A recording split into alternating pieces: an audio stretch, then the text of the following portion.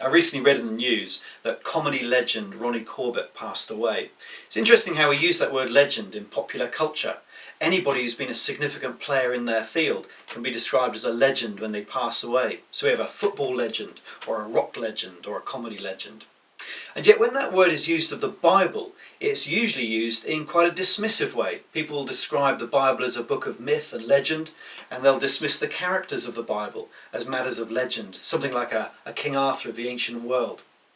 And yet what we do find in the relatively new discipline of archaeology, which has only really been about 150 years of activity, we find discovery after discovery that's confirmed that the biblical record we read is not the stuff of legend and myth, but is rooted in real history, real time and real place. I've been interested in archaeology for many years, and now with my teaching theology, I'm even more interested to see how they harmonise. I love something like this, which is a 3,000-year-old bronze arrowhead, because I feel I can hold in my hand something tangible that speaks of the ancient world. Still got a bit of a sharp blade to it, and it makes me wonder, what is the story behind this arrowhead?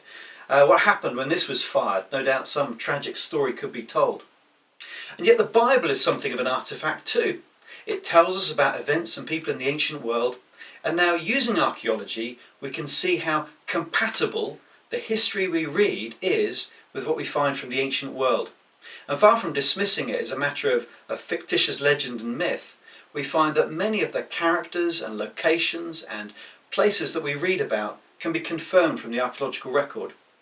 Back in 2014, the Biblical Archaeological Review published an article that described 50 characters in the Bible now being confirmed by what we know from the material remains of history. Characters like King Mesha, Hezekiah, Jehu, the dynasty of David, Pilate.